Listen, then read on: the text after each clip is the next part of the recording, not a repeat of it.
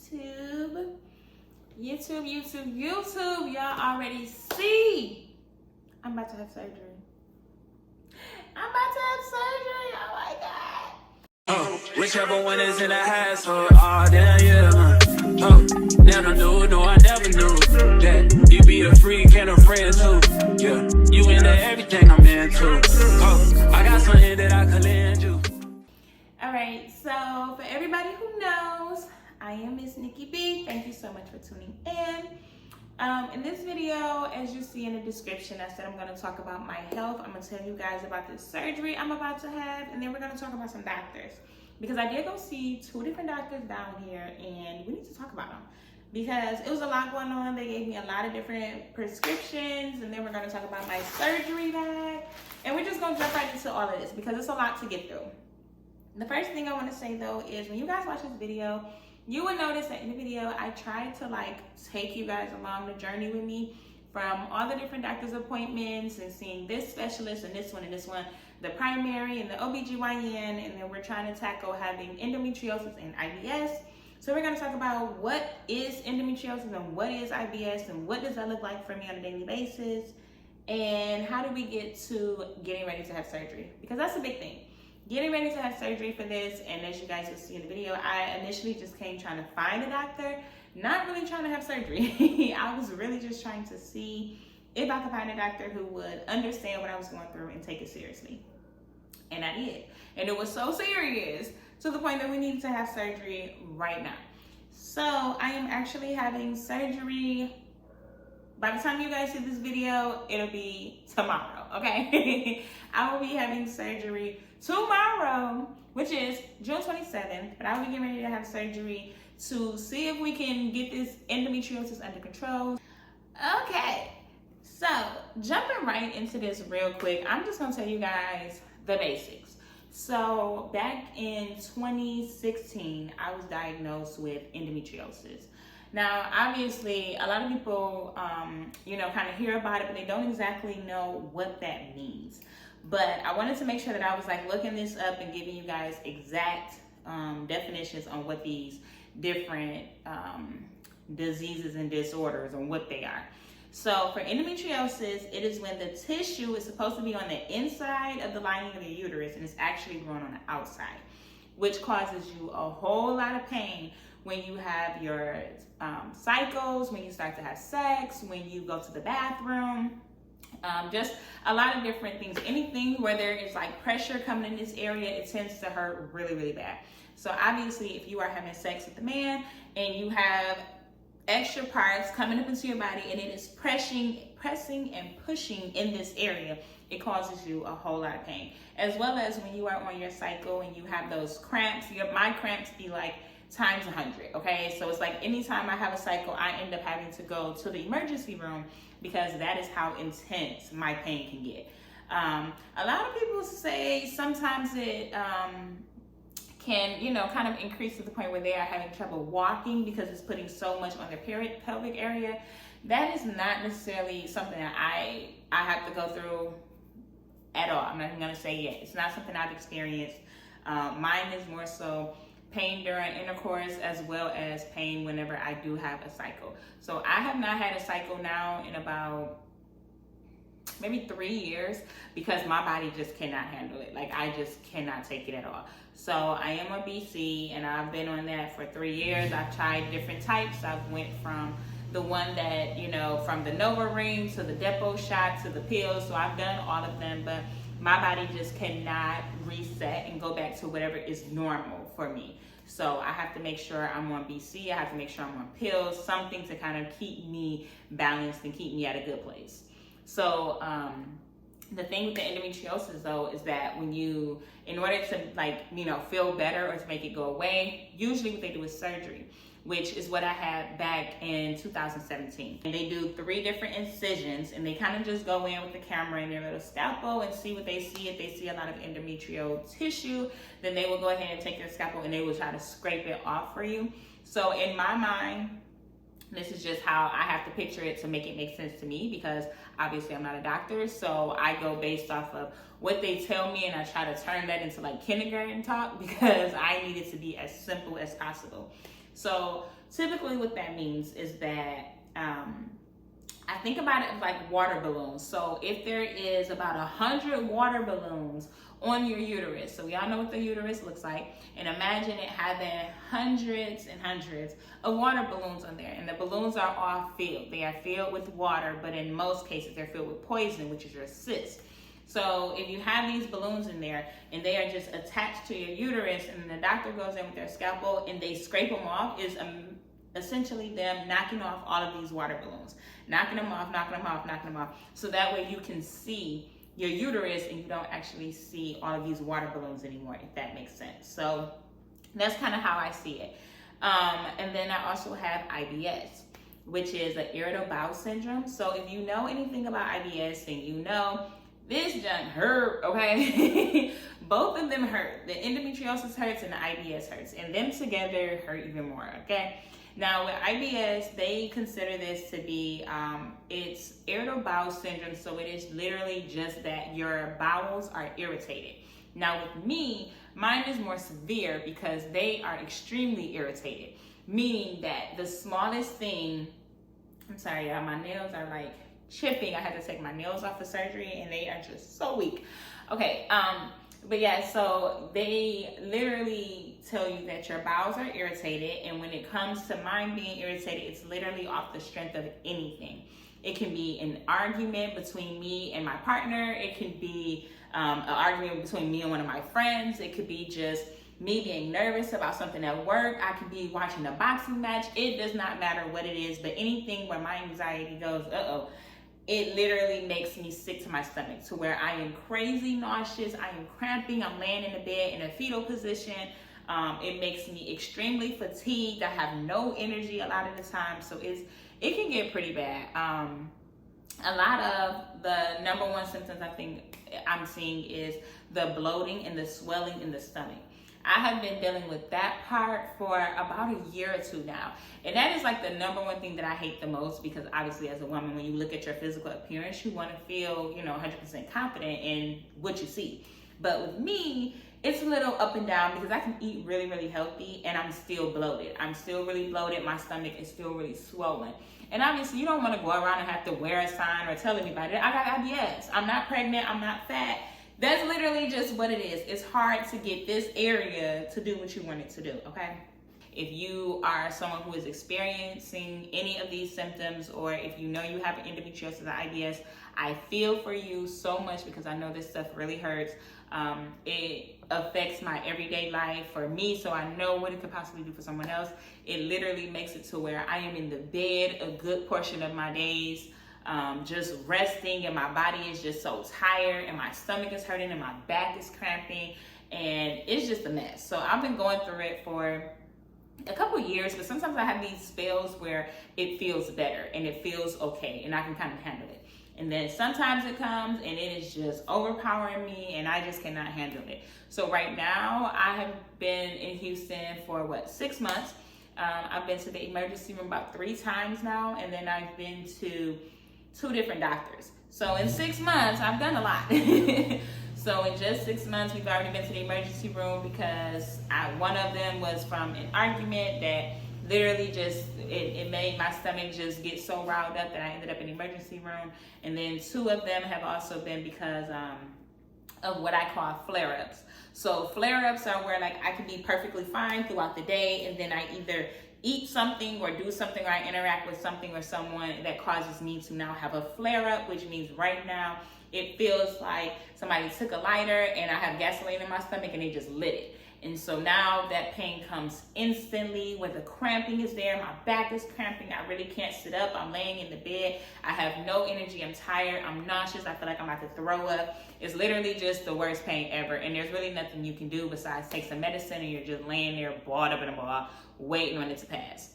So that kind of brings me to the next thing I'm going to tell you guys about is the medication. So when it comes to the medication, I'm going to actually grab it so that way I can actually show you guys and read off exactly what it says. But some of the medication they gave me just to handle the pain, and then I have some of the medication they gave me to try to help with my anxiety.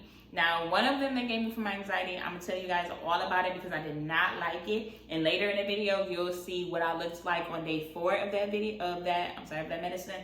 And you will see, don't laugh at me, y'all. I was not, I was not happy. I was not in a good place. I was so sad and tired and exhausted. I felt horrible. So we're gonna get into that. So we're gonna go ahead and start talking about probably the one everybody wants to see is the freaking medication, because we need to know how to fix this. But right before that, I'm gonna tell you one last thing. Surgery is tomorrow, and the last time I had this surgery, recovery time was about 2 to 3 weeks. This time it's 3 to 6 weeks, because I am further along in my endometriosis, because when they did it the first time, they scraped everything off, and that got me pretty good from 2017 until now. So now we're back trying to do this all over again and see if we could scrape some more off and give us some more years.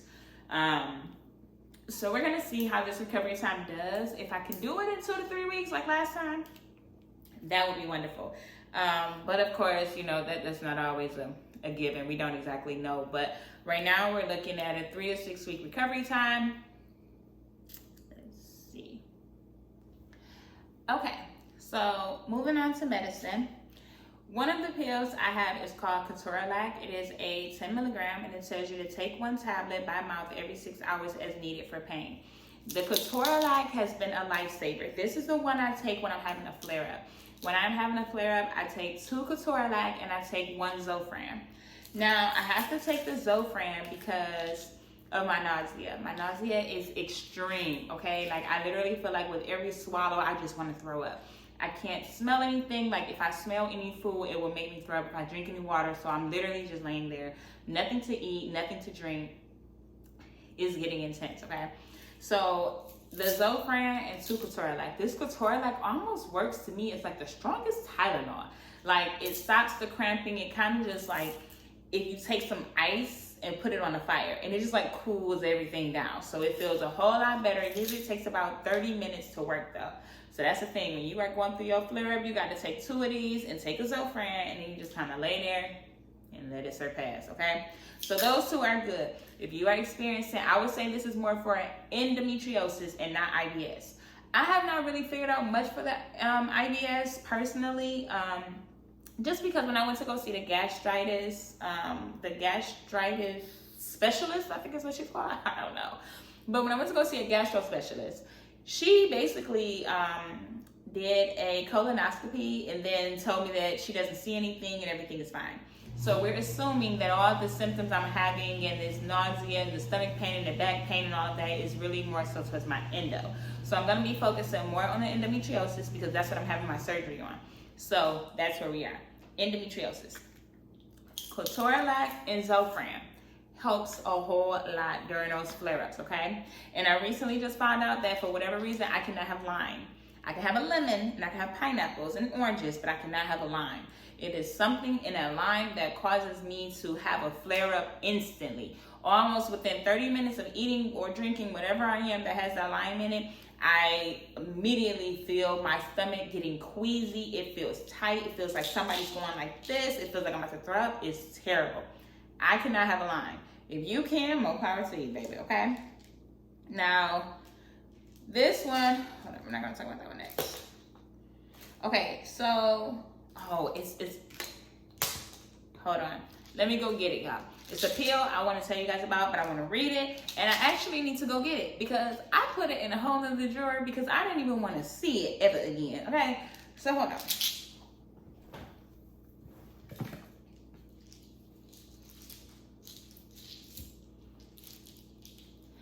Okay, so this pill that I never, ever wanted to see again, and I personally would not recommend to nobody because it treated me horribly, is called citalopram.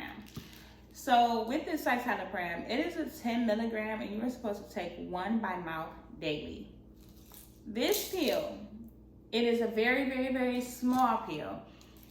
It is very small, and it is a powerful punch, okay?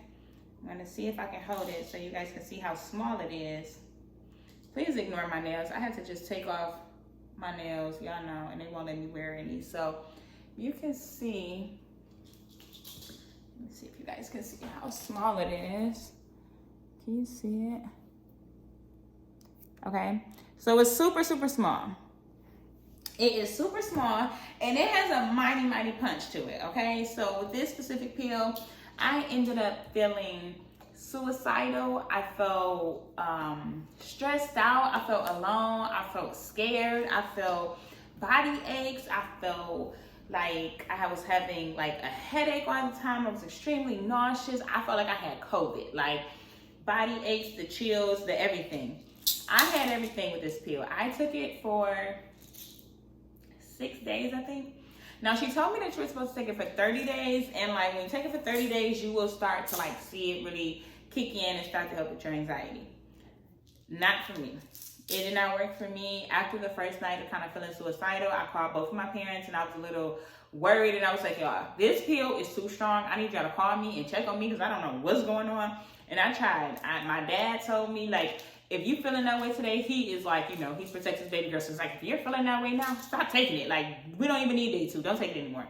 And I was really adamant, like, no, daddy, we got to go through. We got to see, you know, what's going to happen, if it's going to work. That did not work, okay? That did not work for me. We're going to toss that. Don't like it. You see it's trying to roll its way back? We're going to get rid of that. Okay. And so when I told the doctor that I did not like that one, that it was way too strong for me, she ended up giving me Bupropion, and this one is a 150 milligram tablet that I'm supposed to take one every day. Now, I have not actually started this one yet, just because of the fact that after knowing how strong that one was, and now I'm in a place of getting ready to have surgery, I was like, you know what, we're gonna wait on this one. So this is also an anxiety pill, but we're gonna wait until after surgery. After surgery, and start taking this one. So I'm going to start this one either next Sunday or Monday.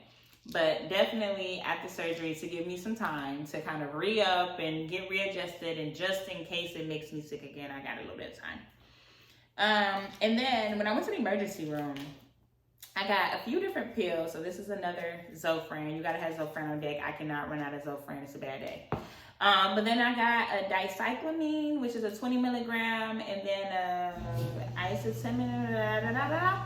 Yeah, that word. So basically, the COD number 3, which is a 300 milligram, is really just a Tylenol 3. So it's a Tylenol 3 and then a dicyclamine. The two of them together also works wonders when I'm having a bad flare-up. I don't have as many of these though, because these came from the emergency room. So I keep these literally as a backup. Whenever I feel like, okay, this is extreme, like pretty much with a Lyme. Whenever I have a Lyme and it gets that crazy, we go ahead and just use these two. So those two, the Ketorolac and the Zofran, are your friend. They go together, okay? Y'all already know I'm so happy. Today is, it's like 7:40 in the morning right now. But it's okay, because as you see in the description, today is kind of a big day, because y'all know I kind of got some health issues going on with endometriosis, and I got IBS and gastritis and all these different things. So it's really big that I have a good doctor. And since I've been out here in Houston, I don't have one yet. So today is actually my first appointment seeing a possible primary physician, because I am vetting doctors right now. So this is my first one. I've already seen an OBGYN, and she was not my favorite person in the whole world. But I'm really hoping that like this lady is better. We gonna see. But I'm really hoping that like she is more patient, more attentive, because she will be my primary. So like you to go to, you know what I'm saying? So yeah, but we're gonna go ahead and check out her office today and see if I like it. I'm gonna take y'all on a journey so y'all can see what their offices actually look like, and then I'll give you my review of the doctor and let you know what I think about her. So that's what we're gonna be doing today. We just going to the doctor, nothing too crazy. I'm gonna take y'all on a little trip with me so that everybody else gets to see what type of doctors we got out here in Houston, okay? And if they hitting on something or not. But yeah, so we're about to go ahead and get dressed, and then I'm gonna take y'all with me. It is 7:40 in the morning, and my appointment is not until 3 o'clock in the afternoon, but I do have to work, so I'm about to get ready to get dressed now and then start some work. So by the time 3 o'clock comes, we out the door. But yeah, so like, share, subscribe. You already know, stay tuned for whatever crazy little things we do and whatever days I'll be having. Thank you so much for being here, and let's see how this doctor's appointment go. Hold on. All right, y'all, so I am dressed and headed to my doctor's appointment. So we're supposed to be there at 3:15. It is 2:47, so we're about to hurry up and try to head there. It's like 10 minutes away though, so that's good that it's not too far, just in case I do need to like go to her pretty often.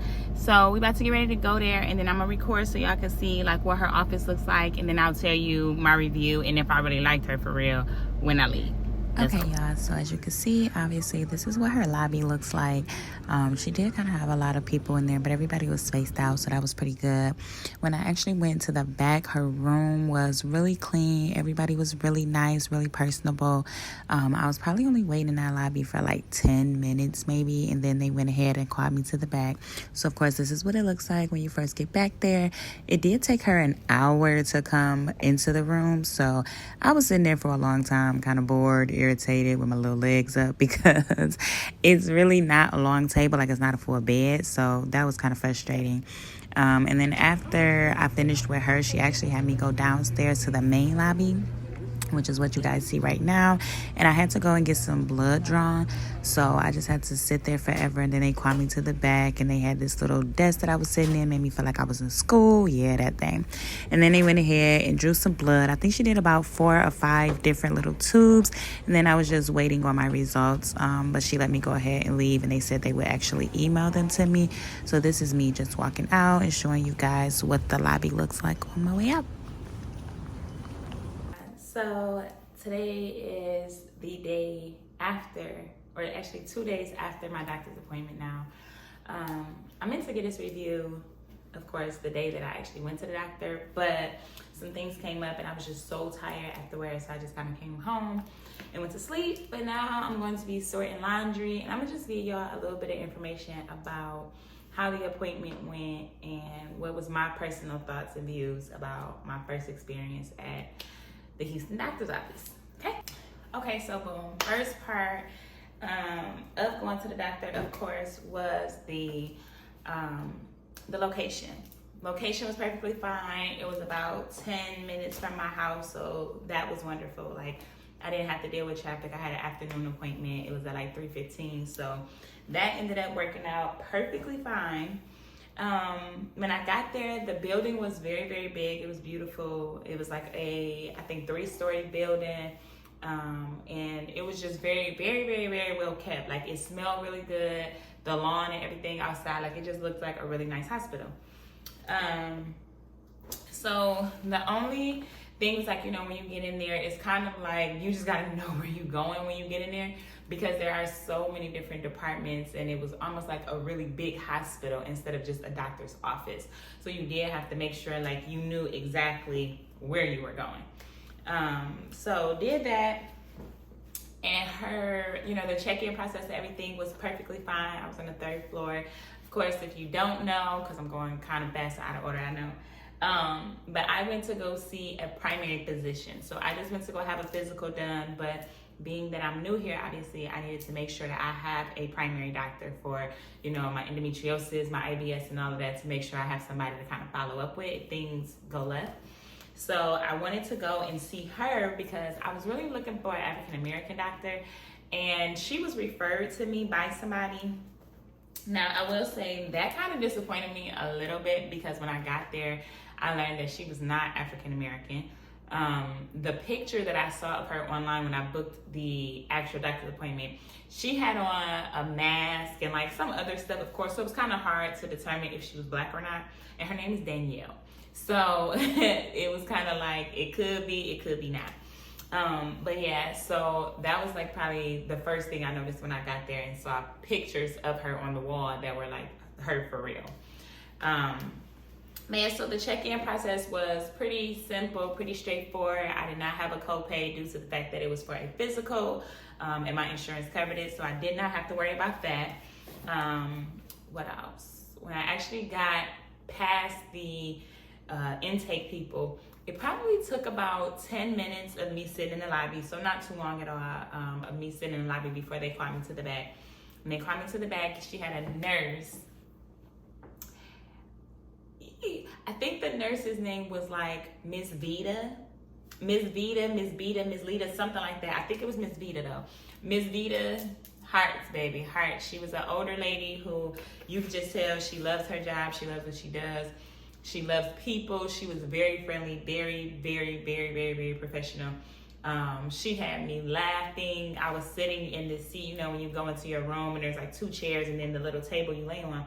I was sitting in one of the 2 chairs, but I was sitting in the one furthest from their desk. And she was like, girl, come sit next to me. I don't bite. I promise I'm not going to bite you. And I was just in there cracking up because it was my first experience and, my first experience with a primary. Let me say that. Because I have went to an OBGYN here about 2 weeks ago. That was my first experience with them. Terrible. Absolutely terrible. The doctor was really, really, really, just impatient. Like she just felt like she was so busy. Like she didn't have time to really sit and talk to me and, you know, get information about me and kind of build no rapport. Like it was very much so rushed. Whereas Ms. Vita was sitting there taking her time. She was joking. She was laughing. She was asking questions. Super, super great first experience and first, you know, impression. Sorry, that's what I'm trying to say. Definitely a great first impression. So shout out to Miss Vita because you were so awesome. If I was thinking about it, I would have took a picture with her because she was so awesome and so sweet. Then moving forward, okay, the part that I hated the most. What I hated the most was waiting on the doctor. After Ms. Vita left, and then they brought in a new doctor, or after Ms. Vita left, and then, you know, they tell you to change your clothes and get into your gown and then wait for your doctor to come in. That took forever. Forever. By that point, it was already like 4:30 when she was walking in. My appointment was at 3:15. It was like 4:27, I think, when I looked at the clock and she was walking in. That took forever. Okay, so I definitely would say that is the number one thing that I really did not like. It took way too long for her to bring herself into that room. Because like I said, it was almost an hour later and she was just coming into the room. But when she came in there, she was nicer than the OBGYN I had about 2 weeks ago, but definitely not nicer than Ms. Vita. But she was just asking a bunch of questions, you know, trying to get to know me a little bit. We talked about me having really bad anxiety. We talked about her wanting to put me on some medicine to try and control my anxiety because it has gotten really bad over the last like year or two where any argument, any type of disagreement, any type of stress, any type of, you know, thought in my head where, like, you know what I mean? Like if somebody say like, yeah, I want to talk to you later, but they don't want to tell you what it's about. Or if you're in a relationship and y'all get into a disagreement and now, you know, it's like as soon as that disagreement is over, my stomach is just aching. It's a knot. I want to throw up. I'm super, super nauseous. Like not necessarily vomiting, but I'm so nauseous and I feel so drained and it is just the worst feeling ever. Because, you know, arguments are a part of relationships, whether it's an intimate relationship or, you know, it's a friendship, but you have disagreements. And even with your job or even like I'm a big boxing fan. When I'm watching boxing, I go through the same thing where I cannot watch boxing and be okay. Like I have to take medicine just to watch a boxing match. Like I am, if you know me, y'all know I go hard for Jared Anderson and Tank Davis and Shakur Stevenson, and I cannot watch them without taking medicine. It is the craziest thing, but it's serious. So I was just kind of talking to her and letting her know, like, you know, this is what's going on, girl. It is so crazy. I need some help. And I've just always been hearing that it's my IBS, and they kind of just leave it at that. Like, well, you have IBS, which is irritable bowel syndrome, meaning your bowels do get irritated. You have to find a way to de-stress so that this doesn't happen. So of course they want me to do yoga and you know, exercise, and she even told me to quit my job.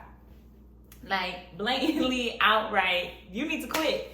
You need a new job. Your job is stressing you out to the point that you are just getting too sick. You need a job. So I work from home, we know that. But she was really making a point that I need a job where I'm around people. She's like, the human body needs to be around people. There's things that, you know, the energy and vibes from other people that it does to you as a human. And you need that. Like you're already an only child. You need to have these experiences with people to keep your body flowing. Of course, I want to quit my job. But we ain't gonna do it today. So I need some medicine to help me today.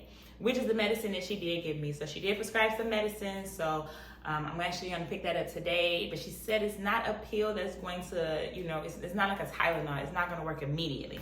Meaning that I'm going to have to give it some time and let it kind of build up a little bit. So she told me to check back in 30 days and let her know if I'm feeling anything and if it's controlling my anxiety. So I would definitely give y'all an update on what this medicine is called and if it's working or not. Because it's definitely something that if you have IBS, I am praying it works for me, and I will let y'all know so you could try it out and let it work for you too, girl. But all in all, it was a really good appointment. I don't like the fact that we did not schedule a follow-up. So I am not sure about when the next time I go. As soon as she finished everything and prescribed the medicine, she gave me this new paper and told me to go down to, which was their first floor, to their laboratory so that I can get some labs ran. So they went ahead and took some blood from my arm. I think she did about 3 different things of blood. I had to do a urinary sample, and then they want me to do a stool sample as well. So all of that, of course, is all a part of your physical, you know, just to make sure that everything is good, make sure that you're okay in all areas, like just to test everything. So I was really happy about that we had that moving and everything, but there was just no follow-up. Like, I don't know, do I come back to discuss anything? Are we gonna talk about it later? Not really sure how that part goes. So I'm just kind of playing the waiting game, waiting on her to call me to tell me what my results were and see if we can go from there. But definitely recommend, they are called the Kelsey Clinic, which is like their umbrella. So if you are in the Texas area, the Kelsey people, perfect. They are like amazing. Kind of like if you're back in Detroit, how like Beaumont or Henry Ford, like theirs is called Kelsey. Absolutely amazing. I had a really good experience overall with being able to schedule my appointment, getting follow-ups, getting in to see her, having my prescriptions filled. Everything was really good. Like I said, the only thing I really didn't like was the time that it took her to come in my office, but I mean, that's with any doctor. So if you are definitely in the Houston area, definitely look into them. I'm gonna post what their app looks like so that you can go ahead and schedule an appointment if you need to. Everything is online. I scheduled my appointment online. I found her online. So you can go online, read about her, see her hours, her locations, her specialties, and then you can see what days and times she has available. She has a waiting list as well if you want to get in earlier. So I definitely recommend I think it's called the My Kelsey Clinic app or something like that. Check it out. This is definitely what you want. So that was my experience at the hospital. Hopefully some of these little clips and videos kind of helped you understand everything that I went through. And I will definitely let you guys know about the process with this medicine and if it actually helps me with my anxiety, because Lord knows I need it. Okay, one thing that I didn't tell you guys, I told you guys about what the appointment looked like and everything, but I realized I did not tell you what happened after that appointment as far as my results, because when I recorded the video you guys just saw, the little clip, I did not have my results back yet. So I want to tell you guys what happened. So after you guys saw me go to the doctor and she told me that I had to go take some blood tests, my eosinophils number, spell check me, my eosinophil number came back elevated. So mind you, I went to go see the OBGYN first. I did not have a good experience with her, but we were going to do a pap smear for me to start the process with her for her to check my endometriosis. As you know, you cannot go almost anywhere unless it's emergency and just jump into what your problem is. You have to come appointment after appointment, consultation, talk a little bit, test results, all of that. So basically, I went to go see an OBGYN. I saw her first, didn't really care for her. Then I went to go see a primary. When I went to go see her, we were doing a physical. So she is the one who ordered all the labs that I had to do, which is all of the drawing of blood. Once I did that, I had a follow-up appointment with the OBGYN. When I went back to the OBGYN, she said, you know what? I think based on your results and all the paperwork I had sent over from my previous doctors back in Detroit, she said, you know what? I think we need to go ahead and do a surgery because your levels are definitely elevated and there's a great possibility that your endometriosis has grown back and with a vengeance. So we need to go in there and see if it's just endometriosis, if we can get it off, and see if you have any more cysts and any more fibroids, and we could take them out as well. So there is 2 different doctors and a few different appointments. So you have the first appointment with the OBGYN, then go see the primary, then back to the OBGYN. Then I had to communicate with the primary to tell her I did not like those pills. She gave me a new set of pills, and now I'm going through all of these different pre-ops to get ready for surgery. Okay, you following? So after I went to the primary and she did my physical and they ran my blood, she called me and she said, we need to run your blood test again. She said, your eosinophils numbers are elevated and that is not good and we need to figure out why. I said, well, what does that mean as far as them being elevated? She said it could be three things. It can be an allergic reaction, it can be an infection, or it can be cancer. So, of course, I was freaking out. I was calling every RN that I know because somebody needs to explain to me, what do you mean cancer? I could possibly have cancer and you're just telling me this over the phone? Like, we need to hurry up. We need to figure out what's going on. Like, I need more details. That's not okay. An infection or possibly cancer, that they seem so far away to me. So she had me come back in again and go get some more blood tests ran, so that way I can see exactly what was going on and we can run those levels again so that she can double check. And then this is the appointment when I went back and had my blood levels run again. It's a brand new day. It is May 7th, I think 8th, one of those. We are here at the hospital again, about to get more labs ran. Because y'all know, like they said, one of my levels were extremely elevated last time, so we have to go in here and get some more labs done. So we're gonna do that. It's about 8:01 in the morning. I'm so sleepy. My stomach is still feeling really crazy. It's feeling really crazy, and I do have to tell you guys about the first night on that medicine. Oh my goodness. I have still been recovering. I'm on, I think today is like day 4. I haven't taken it yet. I'm taking it at noon every day, but yeah, y'all. I haven't even been able to give y'all a review yet because I've been recovering from it, but still having to take it every day. So it's been something, but I will definitely give you guys an update very soon. So let's go in here and get poked like a freaking pincushion. Ready? Okay, so like I said, we are getting ready to go get poked like a pincushion. We are walking into the hospital right now. I actually really love this hospital. It's actually really clean. It's really easy to find. It's like I said, like 10 minutes from my house, so I don't really have to go that far. Every time I come in here, it's always so clean. It's never like packed with a whole bunch of people. It's not a lot of noise, a lot of screaming, stuff like that. Y'all will be surprised what I be hearing at some other hospitals. But this one was pretty cool, and we went ahead and just waited in line to get poked. Okay, so after having my blood levels ran again, they told me that it would take a few days for her to get back to me, but she ended up calling and saying that she really does think that the reason why they were elevated was because of my allergies, because I am in a new state and I am in, a different part of the world, different climate, and that their air is a little bit different than the air that I'm used to, and she really thinks that it was just that. So we're gonna kind of keep an eye on that, but as far as the eosinophils number and everything, she thinks I should be okay, and we are praying to God that everything is fine, that it is not cancer, and it is just my allergies that she is seeing, and we're gonna move on from that. We're not even gonna spend too much time on it because that's the answer that they gave us, that's the one we're gonna take, God willing, okay? So they move forward and go to the doctor to figure out exactly what is going on with my endo. And as you see, they making me go to appointment after appointment after appointment. So when she actually told me that yes, I would do the surgery, she told me I would have to come back for a pre-op. But I did not know that their pre-op was like this. Their pre-op is so different than Detroit's pre-op, okay? Because normally, like I said, in Detroit, you just go a few hours before your surgery and you're good. With this one, they made me go to 2 different appointments. So you're going to see me go to the doctor June 21st, and then I'm going to go back June 23rd. Now, when I go on the 21st, that's me going to her office. And you're going to see exactly what that looked like when I was in her office, okay? we're gonna go in here and see the OB and see exactly what her pre-op consists of, and I will tell y'all in a second. All right, y'all, so I was a little nervous, and I didn't think I was going to be able to record in here this time because last time they was tripping, but this time they didn't really care, so I was able to show you guys what the lobby looked like, and you can see it actually was not a lot of people there. It was like 2 or 3 people ahead of me, so the wait time was actually pretty fast. I think I was waiting maybe 10 minutes before they called me to the back. Super clean, everybody's super professional. I actually pretty love this place. Okay, y'all. So I really don't have a lot of time, but I'm in here now.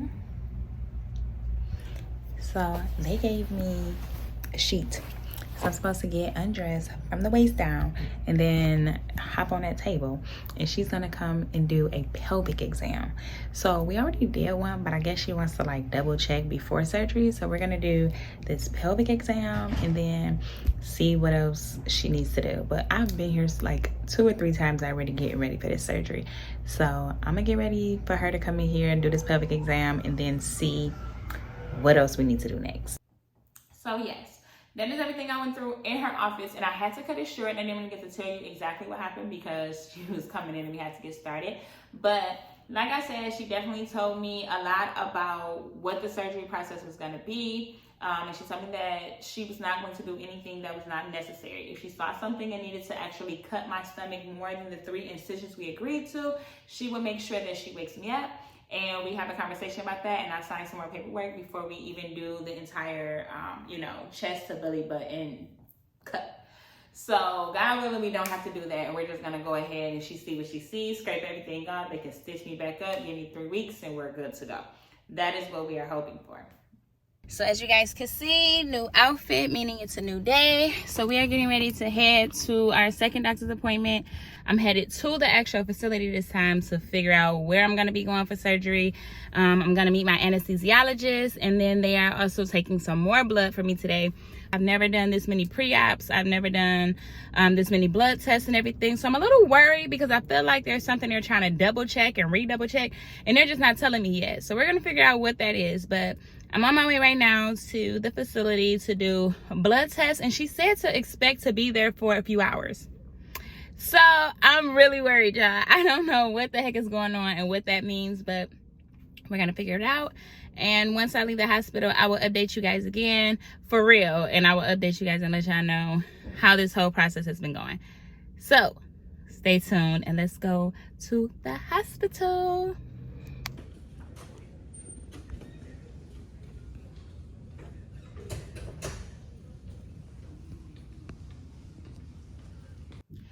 Okay, so I know you didn't really get to see a lot when it came to me going to the facility and doing that entire appointment. So I know you're probably like, well, what the heck even happened in there?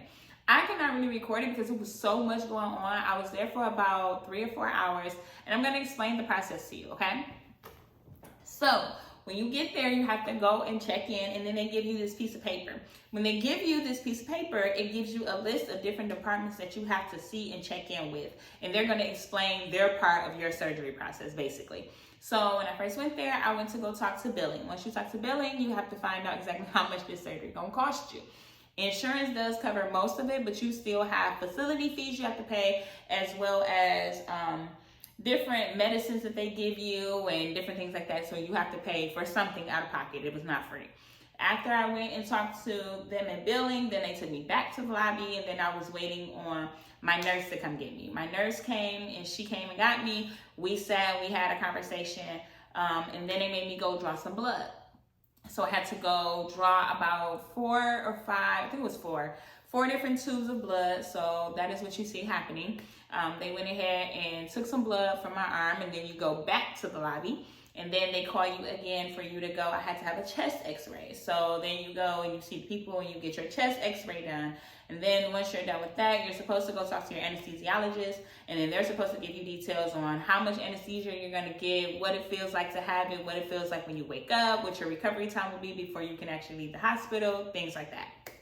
For me, I went and saw everybody but the anesthesiologist. The time that I was there, I had already been there, like I said, like 3 or 4 hours, and the anesthesiologist, she was a little busy at the time, so they told me it was not mandatory that I see her in this moment because I've had 2 different surgeries. I've had this surgery before, so I kind of already know how anesthesia works. I don't really have any questions. Let's just get the show on the road. So apparently they are going to speak to me the morning of surgery and kind of clarify anything and, you know, go over any questions that I have.